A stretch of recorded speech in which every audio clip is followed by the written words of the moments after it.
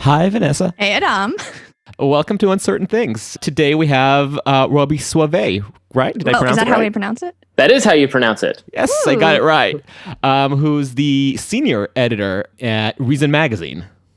Hi, guys. It's been something that I've been thinking about for a while, that I'd love to do our pre-election coverage through the Libertarian lens.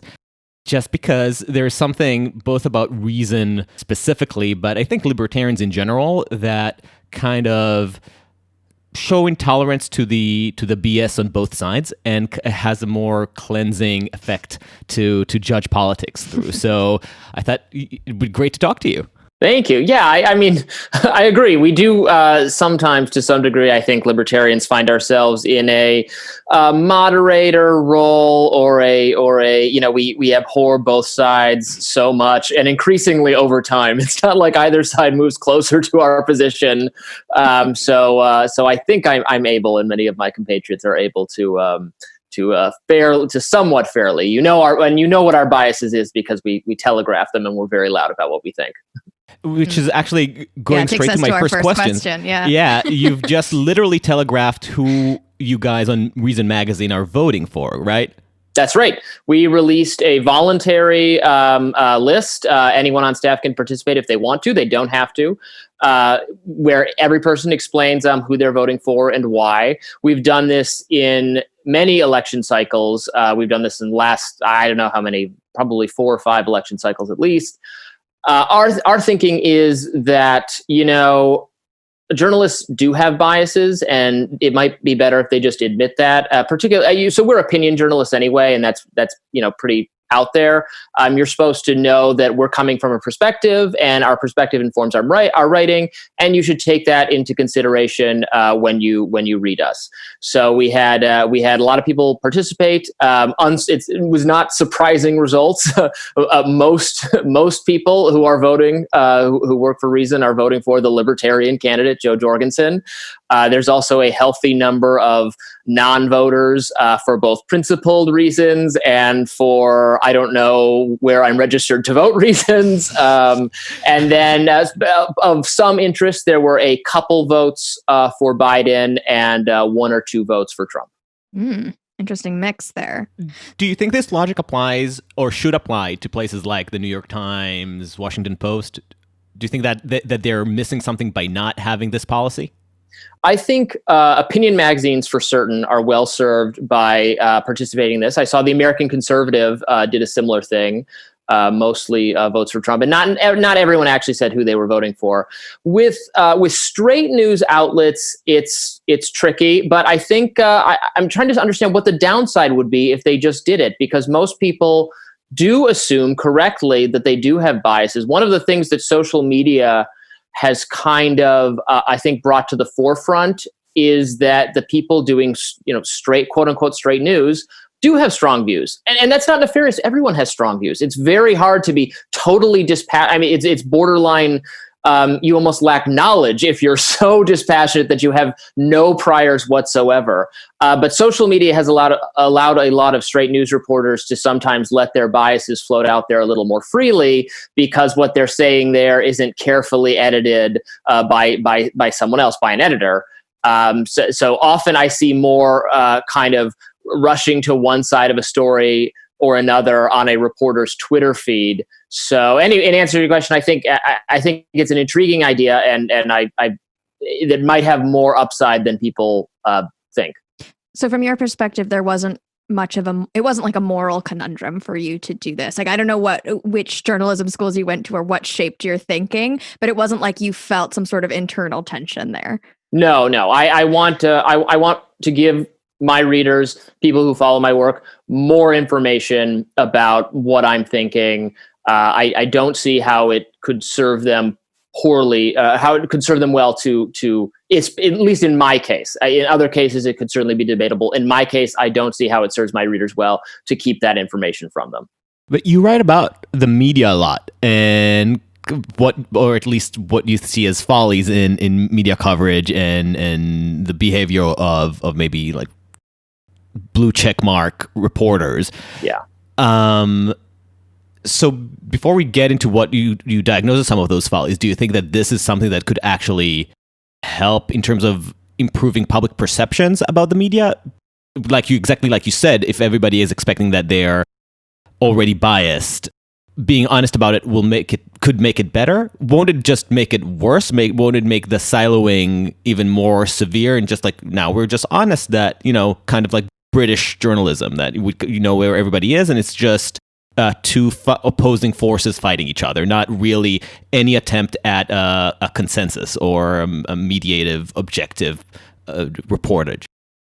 Yeah, I don't know. You could be right. It already, though, sort of feels like everyone is in one camp or another, especially during the Trump years, because Trump himself sort of positioned himself as the anti-media tribe. And many in the media have gone along with that. In some places, it was difficult not to do that. Trump made the refs the other team.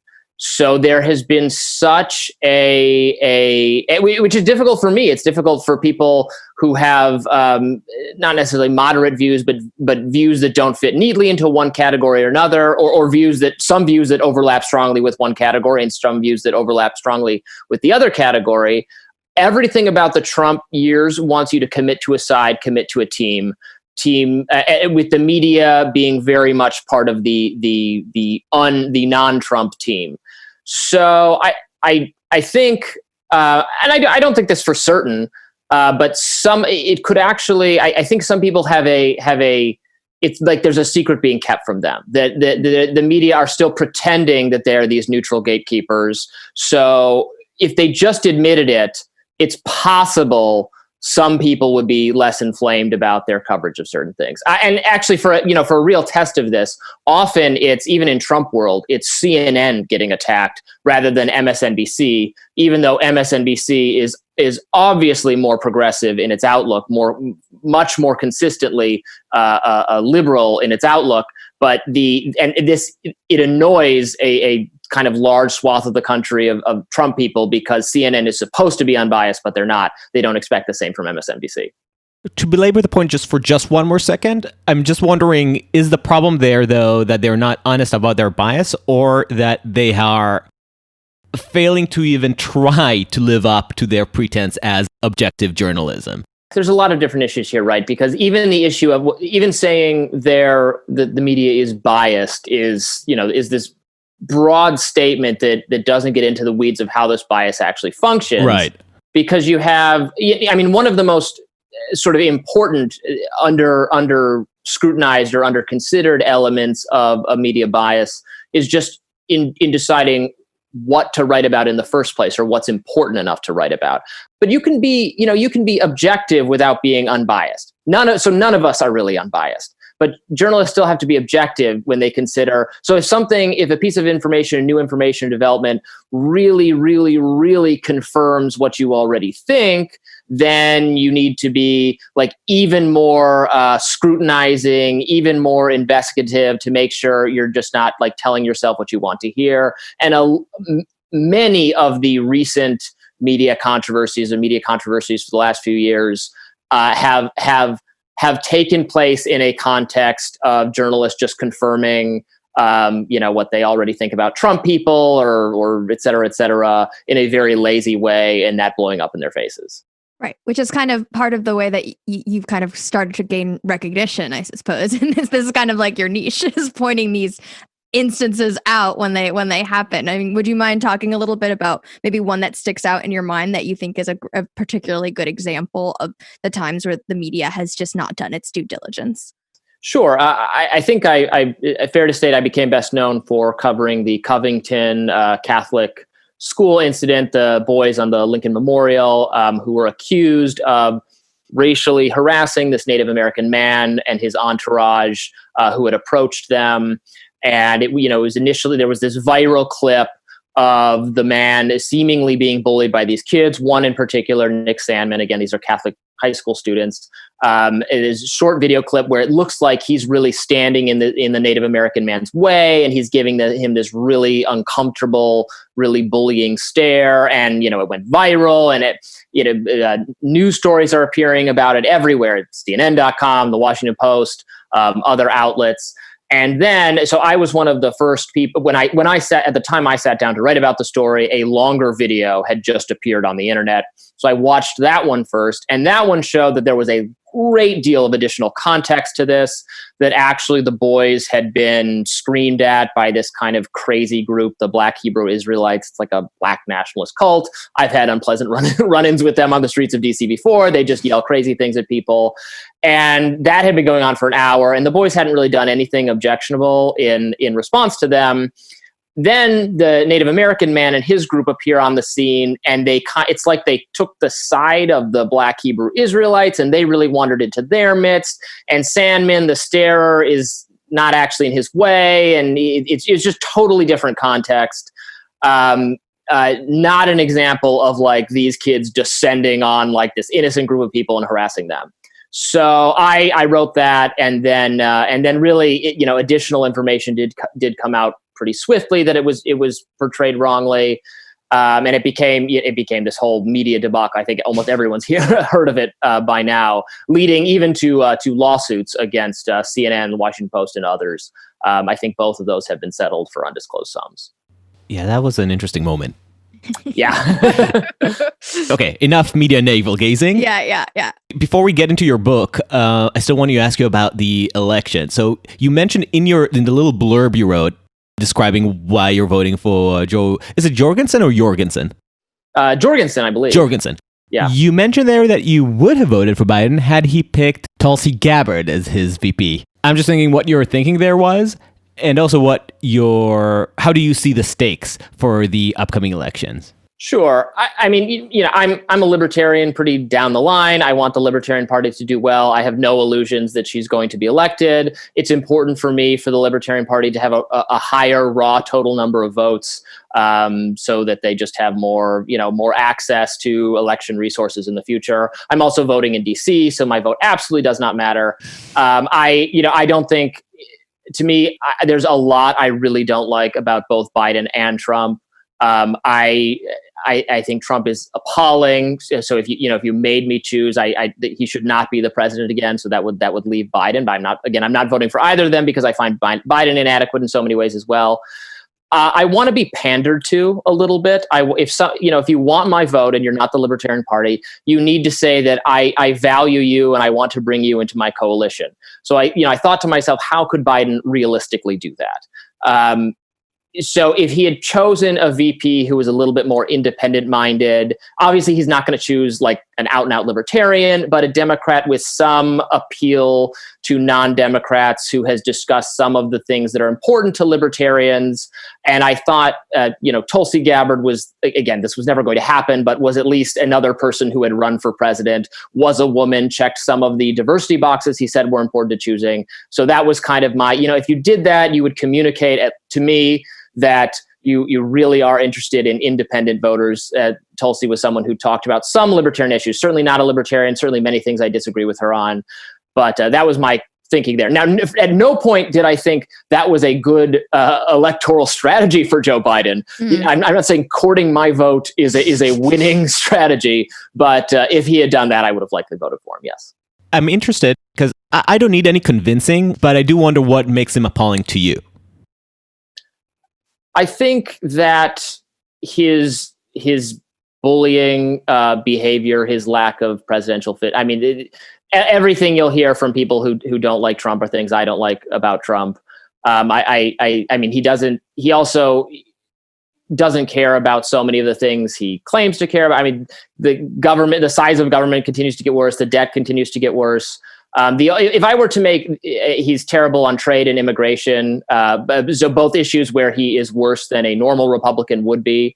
I think on most issues he is worse than a normal Republican would be. If I were to make an affirmative case for Trump, it would rest for me solely on foreign policy.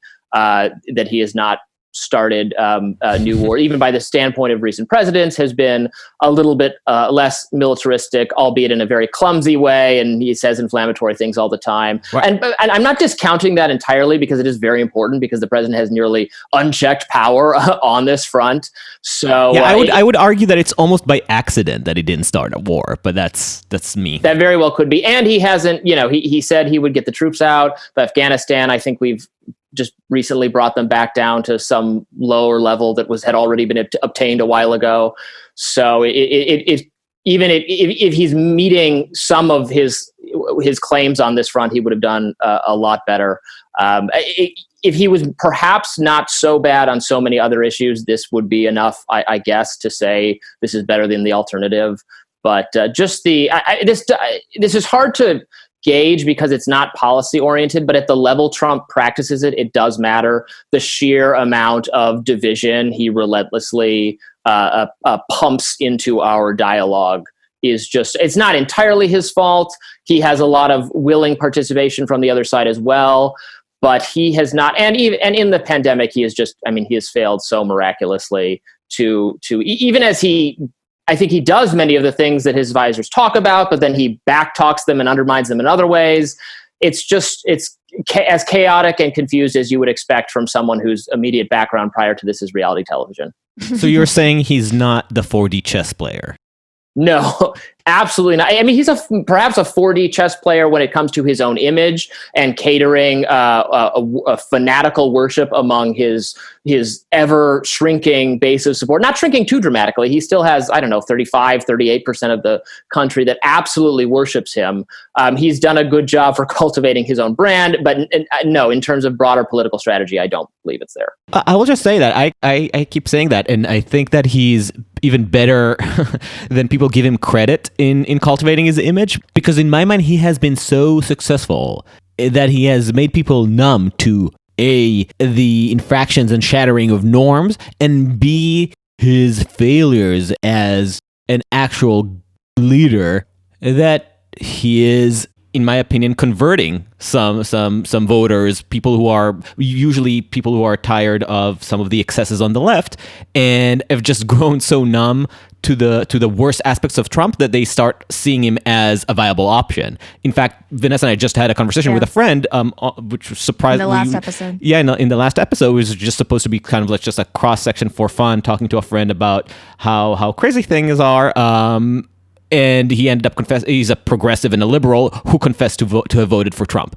And I've been thinking about this for a while, that I really do think that there is, I don't know if it's going to be, electorally meaningful, but a new kind of silent Trump voter who is the so tired, who is an elitist, who is an urbanite, who is not the Trump supporters that after 2016 you got on panels like the coal miner or the War on Christmas Pennsylvania representative. It's people who agree on 99% of the Democratic platform, but have grown so alienated from what they see right now on the left that they're happy to support Trump as a champion, just to punch back against their own house, their own tribe.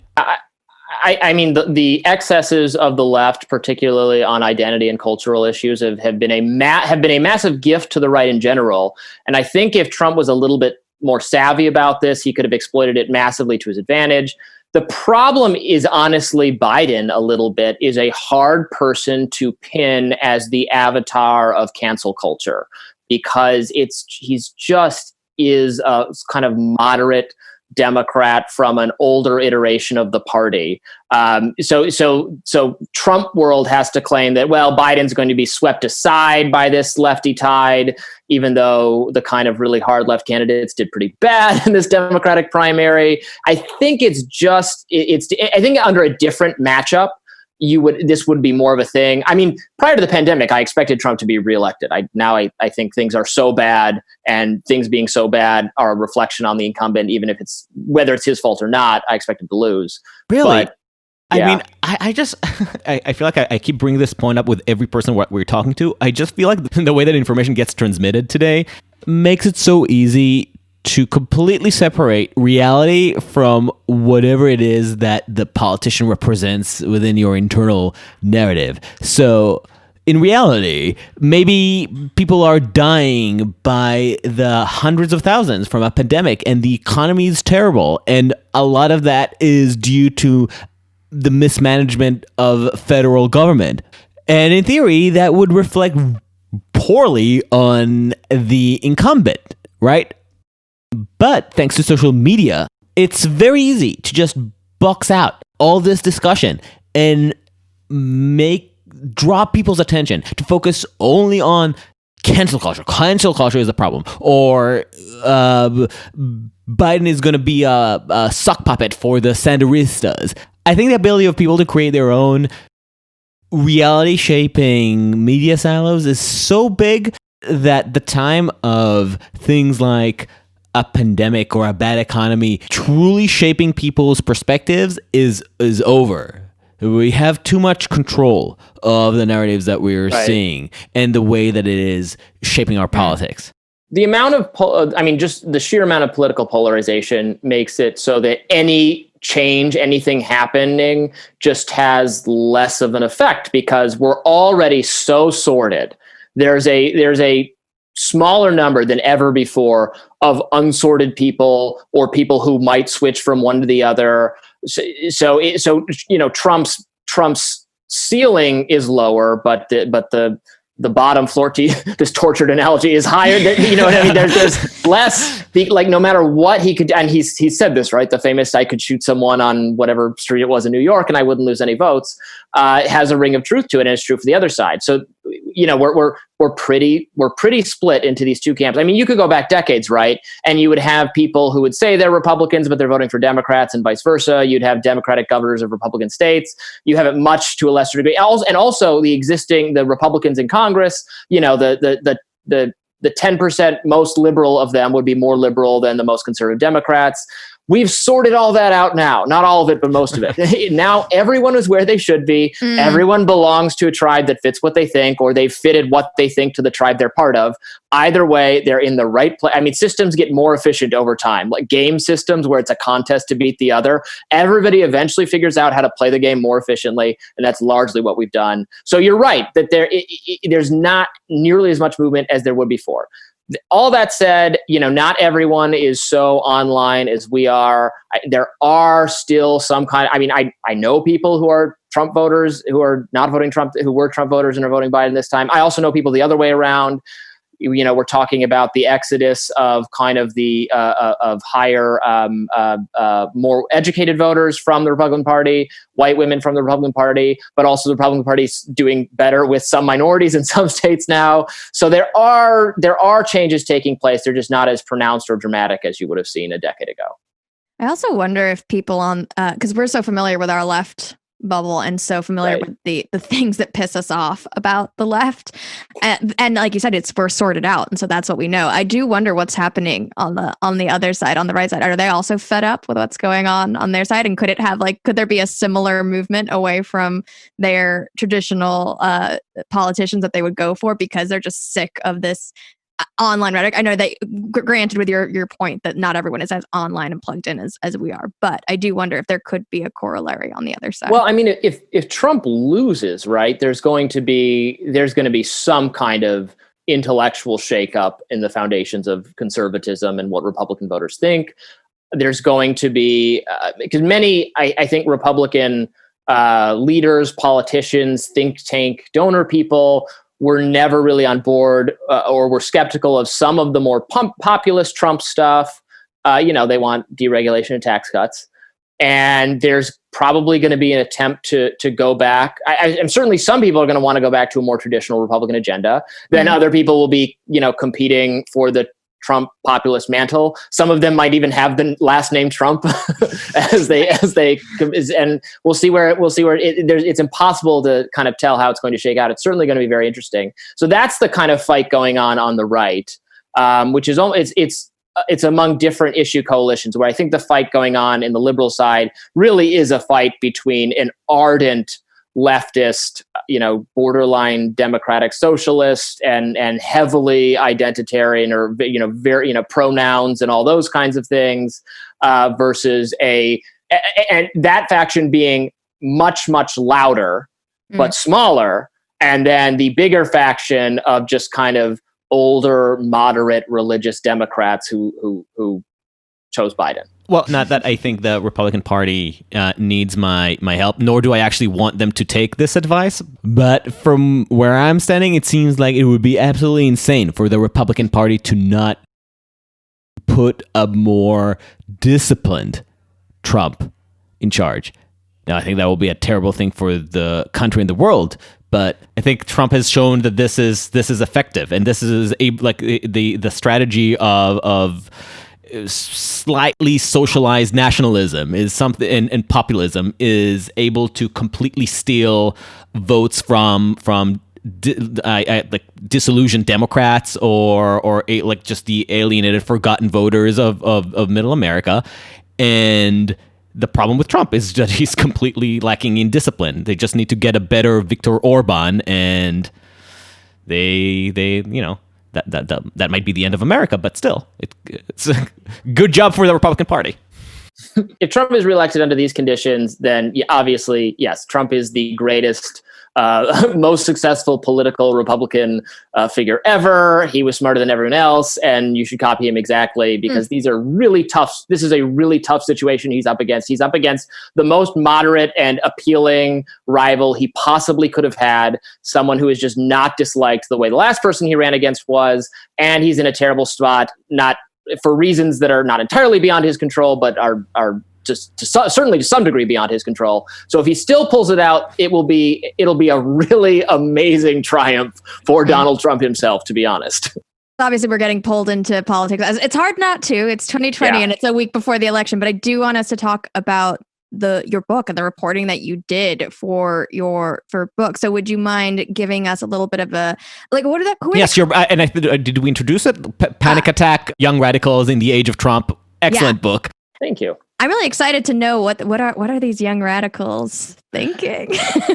Sure. So I noticed some of the themes, the incidents that probably you pay attention to as well, beginning on college campuses, right? In this last 10 years, the increasing illiberal tide in liberal activism on college campuses, mounting attempts to shout down speakers who are conservative or just depart from liberal thinking in maybe just one or two areas. For professors professors who are very liberal telling me that they are terrified of their students, that their students are going to report them for having said something wrong about race or sex or something that would have been perfectly fine in keeping with what progressives thought about these subjects in the 1970s, but has now fallen out of favor, or maybe just the language is wrong. Students shouting down speakers, other student groups, occasionally wielding violence to do so. Many of these incidents, have become known to a lot of people. What happened at Middlebury, Yale, the Claremont colleges, Mizzou, Evergreen. You go on and on with these things. So I visited some of these campuses. I talked to students at a lot more of them the student activists, to try to understand where these ideas are coming from and why they like these tactics. And my thesis of the book really is that is it about a new understanding of what safety entails, a broadening of the concept of safety to include safety from emotional harm. So many of these activists told me that they thought they were justified in preventing whoever it is, Ben Shapiro or Heather McDonald or Christina Hoff Sommers, or even their very liberal professor who said something that wounded them in some way. They're justified because if they feel hurt, if their feelings are hurt, or if a marginalized friend of theirs is hurt by this, it's like violence was wielded against them and they have the right to prevent it. Just the same as you would have the right to prevent, someone punching you in the face, you have the right to defend yourself. And that is the root idea that has taken hold.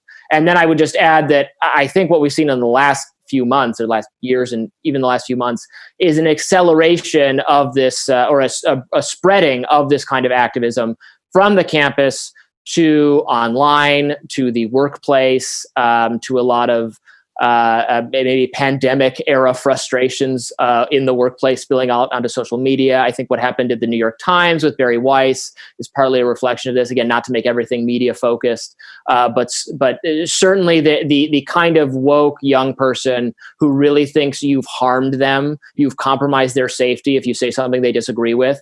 That's not all young people at all. That's a small number of young people, but they're becoming more influential, and they move from the campus perhaps to an office near you. Can I just ask a bit of a clarifying question on this, just to try and understand their perspective here? When they say that, emotional harm is the way that they're judging how people are allowed to act, do they have a place where they draw the line? Like, is there anywhere where it would be like, well, it wasn't so hurtful, or maybe if somebody reacts disproportionately hurt to something that they don't deem as so bad, like, are there any kind of places where they can distinguish a good or bad action versus good or bad reaction? That's a fantastic question. In my experience, I have been troubled by the lack of a limiting principle. And in fact, even some of the rules that prop up some of this on campus. So for instance, Title IX is the federal statute that prohibits gender-based discrimination and harassment in education. That has been marshaled by the activists to chill so much speech that any speech that offends you, that remotely impugns on sex or gender, could be a violation of Title IX. That's something activists claim. It's helped that, under the Obama administration, the Office for Civil Rights of the Education Department put out guidance that explicitly did not have these limiting principles in place, even where you would expect them to appear in harassment law. Usually in the workplace, it has to be severe, pervasive, offensive to an objection, to a reasonable, objective person. There's all these things that courts have recognized, so that there's just not all speech, not all negative interactions impugn some liability. The federal guidance was basically that any unwanted conduct of a sexual nature would be something that a university would have to investigate as a potential Title IX violation. That allows you to complain that your English professor talked about Shakespeare in a way you didn't like. Law professors have basically given up. At many elite institutions, they've given up even trying to teach how the law relates to sexual assault, because you could have someone in the class that is made uncomfortable by that discussion, and they've said it's better not to even try, which is, I think, an appalling outcome if the next generation of lawyers. Think of the setback. The sort of the feminist legal movement, right, benefited from educating judges, prosecutors, potential juries about these aspects of the law that now we're shrinking from, because again, one student in a class of 20 might file a complaint. To what extent does it really apply in the realm of quote unquote more harder sciences or engineering and things that train you for real world vocations as opposed to the humanities? And that's not to dismiss the impact on the intellectual culture that we're in, but I'm just trying to see if there's a line there. Is it more I'm assuming that it's more predominant in the humanities or social sciences than it is in law, maybe psychology, etc. Yeah, you're correct. Of course, it's wildly more prevalent in the humanities, the social sciences to some degree. I think, though, that there has been kind of an effort to, I think the hard sciences have been to some degree resistant to an effort to broaden their scope to include more of these kind of concerns about diversity and the thing. Diversity obviously being a good thing, but has been used as a cudgel to inject some of these more activist ways of thinking into the disciplines.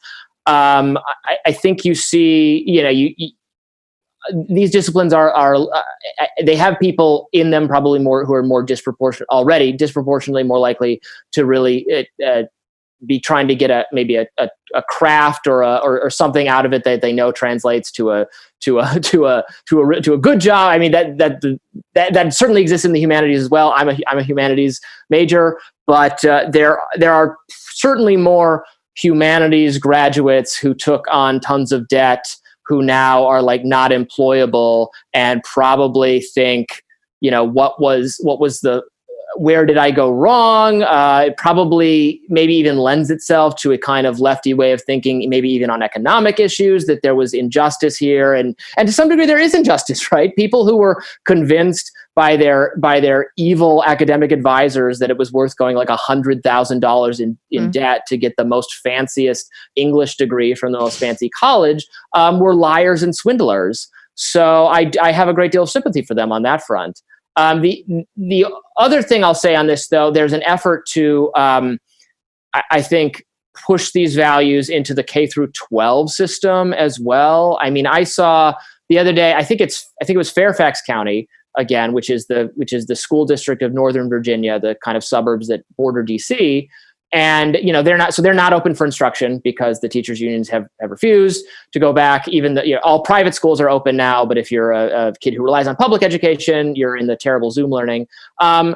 They spent money. They spent like a lot of money to have a 1-hour instructional session for the principals and administrative people with Ibram X. Kendi, who is one of the noted anti-racist scholars of the summer, whose idea, which I think is very pernicious, his big idea is to amend the Constitution to create a Department of Anti-Racism that would explicitly be charged with sanctioning people for making racist statements. I mean, like a very fundamentally illiberal, contrary to kind of a First Amendment classical liberal approach, and that is being preached at to the administration of K through 12 schools. And it's so hard not to politicize education, but this seems to be moving in a bad direction of sort of instilling these kinds of values that I'm worried about, even not having them discussed the way they might be discussed in a college classroom, but just kind of required of the students, even from a very early age. Okay, there's so much there that I want to take apart. So let's start with: do you agree that the problem that we should be focusing on is less the students themselves, but more the underlying institutional issue? The problem isn't that kids are energized about ideas like social justice, anti-racism. The problem is that the institutions that they go to are limiting their worldview and giving them a very narrow perspective as to what those concepts mean. And beyond that, those institutions that are supposed to educate the kids are actually making them less receptive to any idea that is in tension with this narrow worldview. Do you agree that this is the core problem? Sort of. I mean, the problem is that these are being taught not as sort of ideas that one can. So they're not even really being taught in the sense of like, here's a college classroom where like, here's what conservatism is, here's what liberalism is. Let's talk about that. It's more they are the rules, and if you don't follow them, you could be subject to some kind of penalty. It's not the faculty who has adopted this by and large. There's some faculty members obviously who believe in this, but it's the administrators kind of enforcing it, even sometimes student residential people. Again, if we're talking about the college environment, it's more like you must sign on to the idea that diversity is good, and also that if you're not providing if you're not manifesting diversity, you might be guilty of a legal violation because the law requires a safe, equitable educational environment or work environment or harassment-free environment. My philosophy also says that emotional comfort is just the same as physical comfort. There's all these. It's what I think. It's what is like required under the existing law. Is the view of this? The administrators are saying you have to sign on to this. So it's a meeting of the fact that there are some small number of young people who believe this and want to enforce it, and then there's an apparatus for it to be enforced.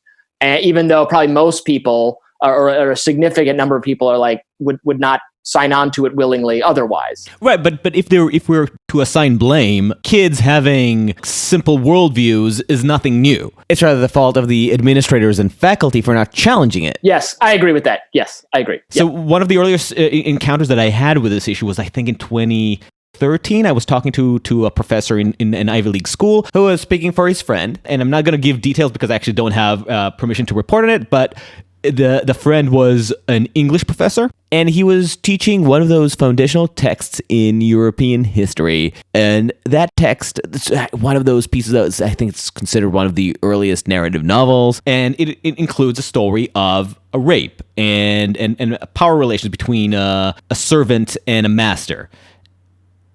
The piece itself is actually revolutionary when you think about it, like written, I think, 300 years ago as depicting the exploitative and corrosive nature of power relations, of class, of wealth disparities. And, this is radical content for 300 years ago. But then one student complained to the administrators that, hey, there's rape there, and this professor is teaching us about rape.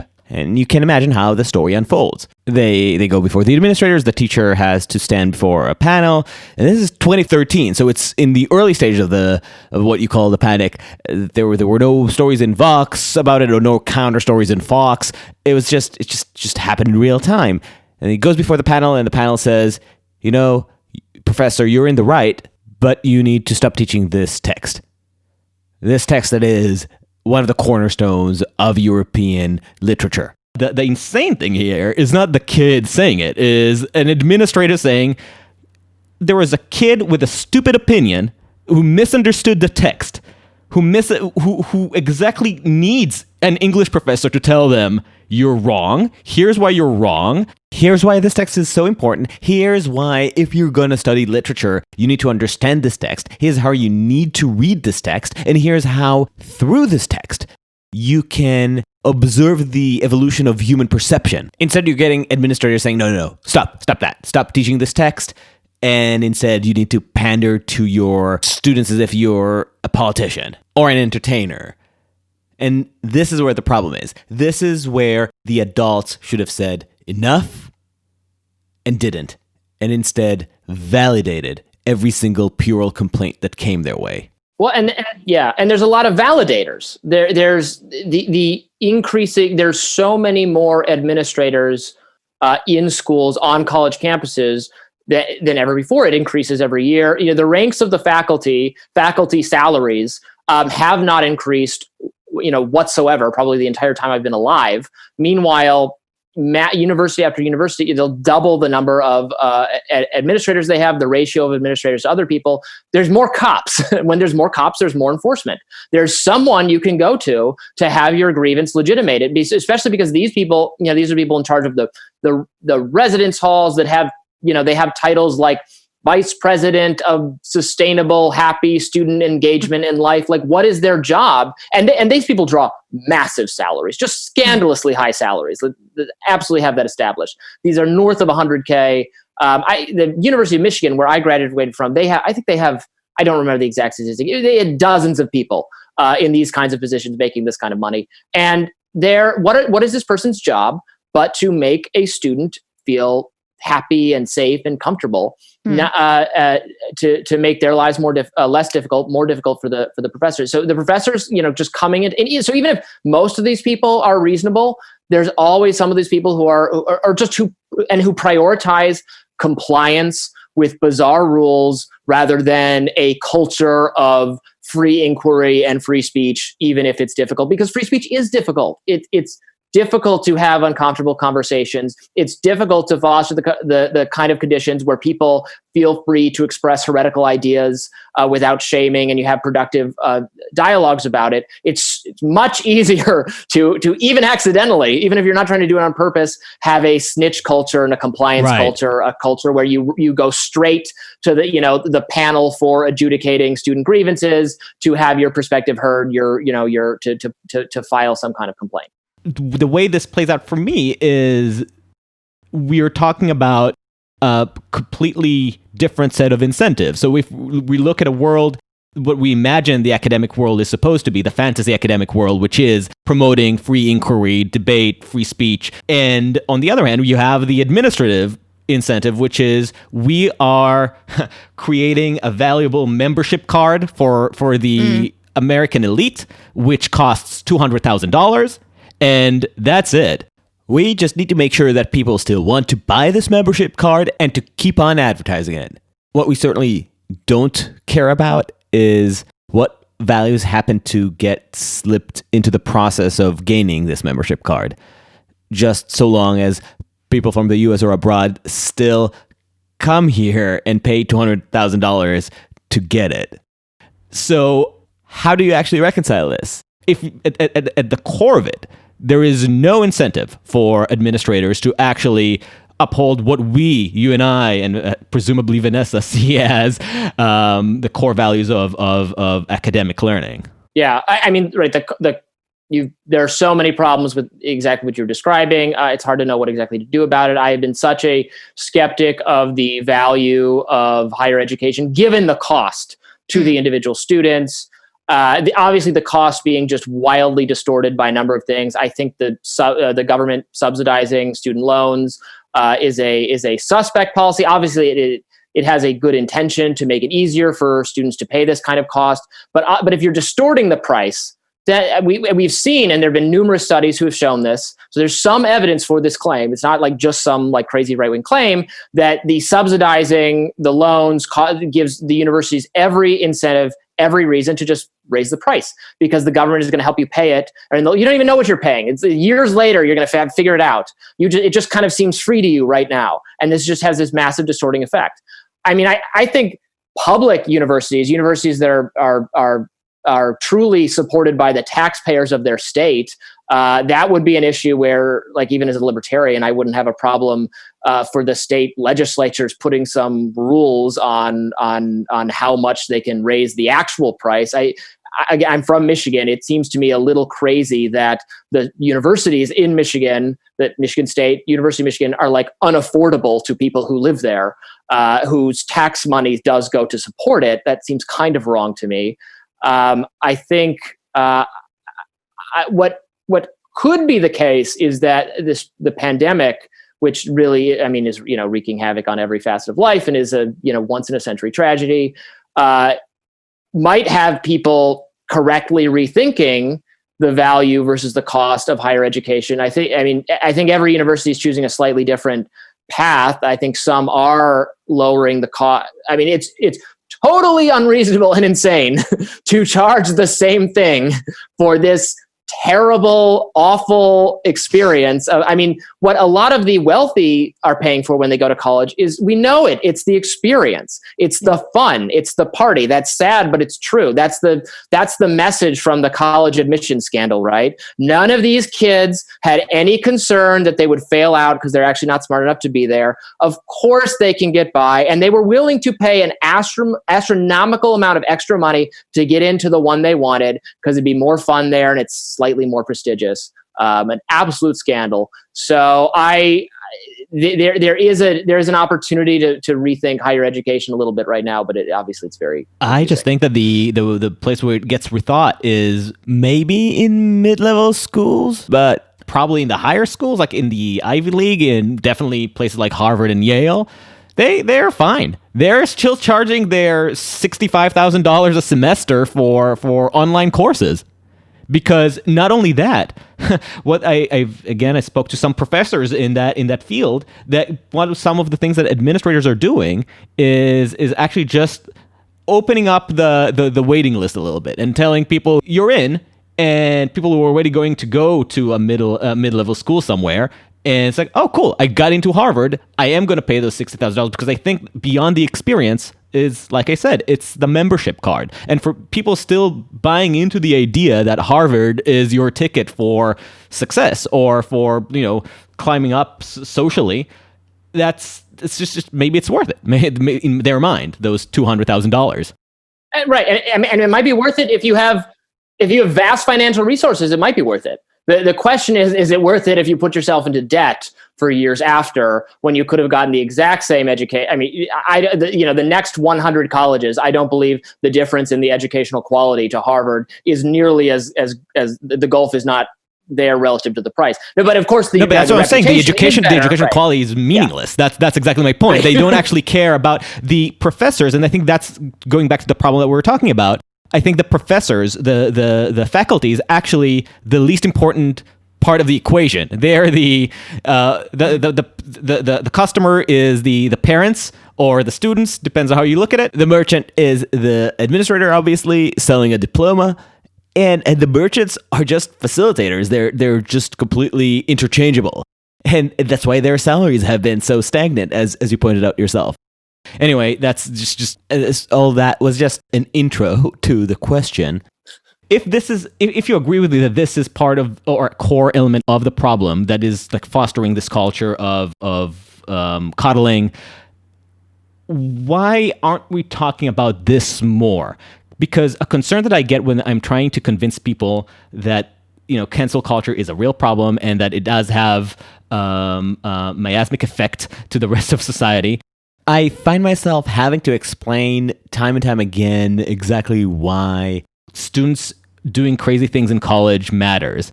And the response to this is always, there's just kids being in their little social justice subculture in college. It doesn't mean anything.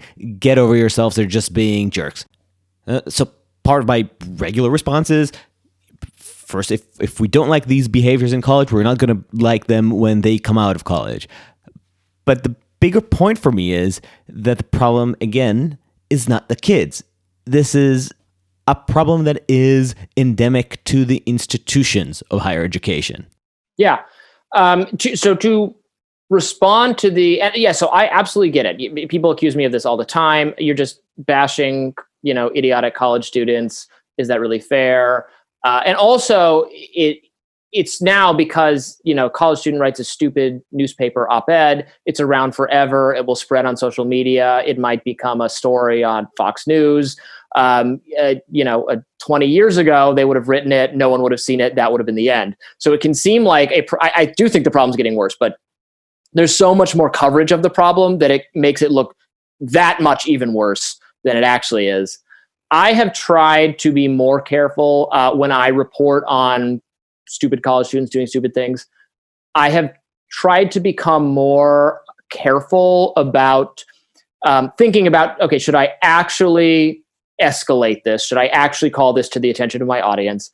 Is there a way I can do so without subjecting the individual students to personal stigma or shame? Can I not name them? Can I talk about them in some general way? I've tried to do that more. Now, if it's the student body president who came out with a statement about how this professor should be run off campus, then probably I'm going to name them. I'm going to use their statement. But if it's just a student commenting on that statement saying, yes, run them off campus, I'm probably not going to screenshot it. I'm probably not going to share their name. Because part of the problem with cancel culture, right, is not allowing for people to be forgiven. So it would be wrong if those of us who are concerned about cancel culture to then go out and try to destroy the lives of the people who are doing the things we don't like. I think what often trips people up, though, is also that the most prominent victims of cancel culture tend to look less sympathetic, just in the sense that, so when Chappelle gets in trouble or something, the comedian Dave Chappelle, then there will be a news cycle about how people tried to cancel Dave Chappelle. But Dave Chappelle is, and I'll probably agree that the trying to cancel him was dumb or something, but also he's a famous comedian. He's going to be fine. He might even, spin this into something beneficial for him because he's controversial. We don't talk about as much, the truck driver who was photographed doing this, and someone said it was a white nationalist hand gesture, and he lost his job and he can't get it back, and now he's in poverty or homeless. To our listeners, Robby just did the OK sign. Yeah, I'm done. But see, I'll be fine because I'm a prominent enough critic of cancel culture. I could start my own podcast or something. But the common people who just get tripped up, who cannot follow the ever mutating, ever changing demands of the most progressive people on what pronouns to use, what hand signals are okay. I mean, they're often insane and conspiratorial requirements, or ones reflecting a conspiratorial mindset. Those people, it happens to them all the time. And you don't, you only hear about it if they're in touch with a journalist, if they know how to find me, and I'll tell their story. But that kind of thing happens a lot. So finding and talking about those kinds of stories, I think, makes people maybe more or less likely to fall into, well, you're just like bashing students, or you're just defending the already rich and powerful or something. But even when you feel like the story does deserve to be covered, isn't there a concern that we're not focusing on what the core problems are, whether it's the administrative issues or the economic incentive problems that we talked about? And with the case of the truck driver losing his job, that's a Twitter problem with platforms like Twitter designed to amplify the worst nature of human tribalism. And in all those cases, the problem isn't the people who are participating in the quote unquote canceling, because that's just part of human nature to want to find a witch to hunt. The problem is the people who are supposed to be the adults in the room who aren't stepping up to moderate this behavior. But at the same time, I'm saying this, I'm already giving myself chills, because who the hell do I want moderating this? In the case of Twitter, for instance, I definitely don't want Congress, Republicans or Democrats overruling Section 230. Which they're talking about in the hearing today. Exactly. I was watching it before I came on. Yeah, I mean that. So I'm actually I'm writing another book right now about social media and attempts to regulate it. So problems people have with social media, and then the proposed solutions, and that is an issue. So I agree with some of the criticism of social media. I firmly reject. A lot of the kind of tech addiction stuff that is prevalent in the Social Dilemma film smacks of moral panic to me. Yes. We were told this about comic books, violent video games, etc. Come on, Robby, put your phone in a cookie jar. One moment you're looking at your phone, the next Pete Campbell from Mad Men is in your head, forcing you to do three Pete Campbells, three versions of him. So some of the concerns are just really overblown. But there are problems with social media. But then the question becomes, what's the solution? And so many solutions on the table. Like right now, conservatives are so mad about bias on social media. They think they're unfairly targeted by the tech platforms. You can point to evidence where bad calls were made. I think what Twitter and to some degree Facebook did with the New York Post Hunter Biden story is really hard to defend. And in fact, they agree pretty much, because Jack Dorsey said this was a bad call. Oh, we effed up. At the same time, like the proposal on the table to get rid of Section 230, this is so both sides want to do this essentially for opposite reasons. It would not, if you got rid of the for listeners who are not necessarily policy attentive, can you just give a summary of what the 230 debate is? Yeah, Section 230 is a federal law, is a statute that gives immunity, it gives a liability shield to tech platforms for content posted on their site. So it basically says that Facebook is not going to be held liable if I post a defamatory comment on Facebook. Or libelous, you can sue me. You can't sue Facebook. Now, if I published a defamatory book or article in the New York Times, you can sue the New York Times and you can sue the book publisher in addition to me. This is a special protection for Facebook, Twitter, YouTube, platforms that are so vast that they can't do the kind of like fact checking, or they're not where the law is saying. So this is a law, so it can be changed, it could be debated. The point of the law is to say they're not really responsible in the same way my book publisher is responsible for me. And it's a protection from 1996 that has basically established the internet as we know it today. Right, because you couldn't have anything going on. So if Facebook could be sued for the thing you post, that you write in a post, I mean, you can imagine how this falls apart very quickly. They might have to vet your comment ahead of time, or they might have to vet you and be someone you could be trusted to post at will. So it's kind of insane that conservatives have come up with the idea, well, we'll get rid of this, because the obvious result would be increased moderation for like the kind of edgy right-wing content that they're already mad isn't prevalent enough on the site. So it's more just a strategy to really like hurt and punish these companies for behaving in a way that conservatives don't like, that would at all address the issue. So on the other side, Democrats, Joe Biden, Elizabeth Warren, they also want to get rid of Section 230 because they think Facebook and Twitter, mostly Facebook, allow too much bad, edgy, wrong content. So they want to force them to do, in a nutshell, they want to force these companies or punish them for failing to do enough moderation. And the Republicans say there should be less moderation. And supercharging it, at least from the left, is a concern about monopolies and big tech. Yeah, then there are some kind of almost more traditional or more familiar, just monopoly concerns about how big and how anti-competitive nature. Right now, there's a law of a DOJ investigation into Google about that's more on that. So conservatives were all excited about this, but then I read the text of the investigation, and it has nothing to do with any of the conservative grievances. It is solely about the potential anti-competitiveness of Google. Well, it doesn't matter as long as they can sell it as to their voters as action against right. But it matters to me because I understand the grievance. I think some of I think there is some evidence of bias. At least, like I think what Twitter did with the New York Post story was really bad. I'm open to ideas to address that policy, and though I'm a libertarian, I guess I would even consider like a regulatory reaction, but just a regulatory effort that is just going to punish these companies and not even address that problem. So that I will absolutely oppose because I oppose regulation on its own. It has become a maxim for me that if something has bipartisan support, it's probably a bad idea. Yes.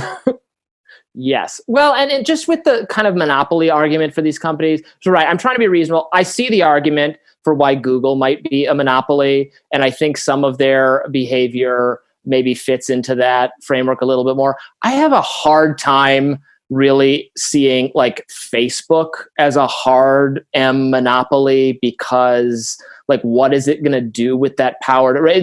For antitrust, there has to be some harm to the consumer, like they can suddenly jack up the price or something. But you're not charging for Facebook for the user, and I know they're very big and very powerful, and I guess they could buy rival companies, but it's hard for me to imagine. It's impossible for like a rival like photo sharing thing to be. Do you know what I mean? It's just I don't see as much the concern. I mean, they compete with Twitter to some extent. Amazon, I guess, is a monopoly, but no one is. It's just so great that you get free stuff, that you get much cheaper stuff so easily. So some of these, I see the concern with Google. I got into an argument with a socialist-leaning friend about Google specifically, which I wonder what you see as the concern, because when I was arguing about Google's ultimate power, I thought like, if you want, you can always like opt out and use Bing. Nobody's stopping you. Or there are other email services. There are other. And then one of the responses of my friends were something along the line of, "Yeah, but it's so integrated and convenient that I don't want to leave." So you're saying it's free, it's too convenient, and that's a problem. Right. I really don't think that's what antitrust laws were meant to combat. So help me see what I'm missing, which is funny. I'm asking a libertarian. I mean, and there's definitely the ad problem, I guess. That, and also kind of restricting the ecosystem for littler players. Like, how can you if you're a young tech startup, how are you going to get a foot in the door when everything is really kind of owned already? And I assume that I'm less well versed in this. I don't know, but I believe that's part of Zoom only recently became a juggernaut, and it's in the digital world, it's a lot easier for small competitors just by the nature of the beast.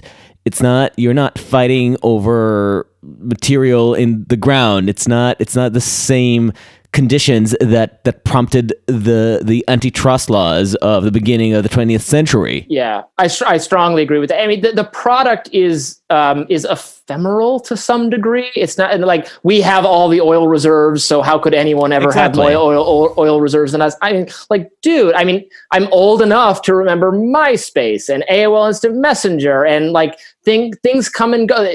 Kids are really into TikTok. For a while it was Snapchat. Right? Like it seems for the tech market, there's some kind of intrinsic, like something new comes along to a greater degree. Facebook was only founded about 15 years ago. It's not HP that existed from the 30s. Well, and if you look at the top 10, the top 10 tech companies every year, like, they've over the last 15 years, they've gone up and down all the time.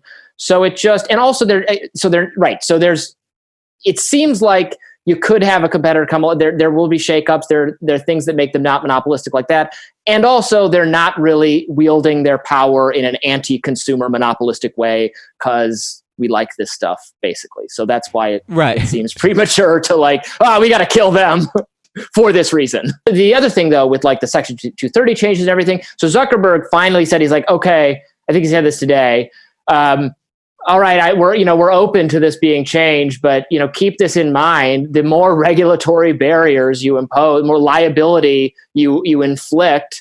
That's just going to like hurt. If there was a competitor to come along, you would just kill them off in their infancy, because they can't hire a team of lawyers to deal with these things. Right. So this is kind of a classic libertarian criticism of regulation, but I think it holds a lot of merit in many cases, including this one, where you would just it's a super important point. Can you expand on it a little bit? Yeah. So if you impose you change Section 230, so there's more liability costs. They have to do more to make sure speech is not libelous. They have to do all this stuff. They have to hire lawyers. Well, Facebook is in a position to do that, whereas some competitor coming along might not have the resources to do it. So you're hurting Facebook, but you're hurting people who would compete against them theoretically even more. So then you're actually not hurting Facebook. You're helping them. And it's partially as if you're tailoring the regulations to fit the size of the current company, and they're kind of grandfathered into it. Or basically they have the resource. It's more like they have the resources to adapt to it in a way, like, which is kind of happening in Europe with GDPR, like in that way, where the bigger companies are the ones that like have the teams of lawyers that can figure out how to adapt, and it's the little guys that have just like sometimes you'll get those alerts on your screen like, hey, we've shut down because we have to figure this out and we can't keep going without it, which is not the case with bigger companies. And I just know it as a truism of libertarian thought that being declared utility is kind of the dream of a company. It's not something that they're afraid of. And Facebook, hires thousands and thousands and thousands of people to do this job. Many of them coming straight from the government. I can't tell you how many of Facebook's top, and Twitter and all these companies, the top VP making decisions on this front is a former Kamala Harris staffer or Joe Biden staffer or something. So they have so much more access to a knowledge of the regulatory regime. This is a classic libertarian criticism of so many things, but it's been like that a little bit with campaign finance reform, where we're saying, look, I get what you're talking about, but the wealthier, more connected, savvier political entities know how to game all these rules. They know who enforces them. They know how to do it. So while you're trying to keep money out of politics, what you're really just doing is like punishing people who would want to break into it, rather than actually, everyone who wants to get away with spending. They know what's the 501c whatever status, if we funnel it into a PAC or whatever, or my wife can donate it instead or something, they figure it out, and it just ends up kind of hurting the little guy. So we're coming close to our out time. So just one little question. As a libertarian, how do you solve crony capitalism? One simple question. Right. So unsurprisingly, I tend to think we need a smaller government, because the drive to capture the government, or to capture the regulators, or to own the regulators themselves gets even more important if there's more regulating to be done. Obviously, we need, I'm not an anarchist. We need a regulation for true, what do they call public goods issue, environmental issues, that kind of thing. Although even in some of those, there's room for property rights to actually protect environmental resources. If you give local people more feeling like it's their stuff, you don't get a tragedy of the commons kind of situation. I think in general, I think clear, transparent, simple rules are better than complicated commissions doing open-ended investigations run by political figures. With the tech companies, for instance, I could probably the line along which I think Section 230 could potentially be updated would be some kind of privacy consideration for keeping I think for instance, courts, maybe the Supreme Court, has struck down revenge porn laws stopping that kind of thing. So you could change a law to social media. Tech has given us a much greater ability to violate people's privacy and then have that out there forever in just a very harmful way. So I might like to see, that might be an area where I think you could have legislation improve upon, I guess, what the natural state of what the market allows. But again, I'd be very careful that I didn't bring down the whole internet as I did it, which is not necessarily something you can ever trust regulators to do. Yeah, and that, in addition to the growing bipartisan fervor to limit undesired expression, could be really opening Pandora box there. Right. So, final question, closing the circle from the beginning. What are you most worried about going into November 3rd and the elections? I'm most concerned about the pandemic, that we're going to continue to kind of just be in a holding pattern of like restrictions, and then things get a little bit better, and then we lift them, and then they get bad again. I'm hopeful that I think there's been pressure from the media. I mean, I think this is part of the anti kind of Trump side bias. There's been pressure to portray things as very bad and by the media, and that Trump is responsible. Whereas if Trump is no longer president, I'm interested to see if there's less focus on how utterly horrible everything is. Will CNN's second by second COVID death rate stay on the screen? I'm not sure. So I'm very interested to see how the media covers the admittedly bad situation, but if it's as just constantly in your face as it has been for the last few months. Robby, thank you so much. My pleasure. Thank you. Thanks for joining us. If you're ever in New York, let me get you a beer. Absolutely. I hope to be there again soon. In a non-socially distant era. Yeah, that'd be great. Yeah. Thank you for listening to Uncertain Things. This episode was kind of a breather compared to the previous one. Our next episode, if everything goes well, will be on November 4th. So, yeah, brace yourselves, if anything remains. Please sign up to uncertain.substack.com or subscribe wherever you get your podcasts. Give us a nice rating, and we'll see you next time. Stay sane.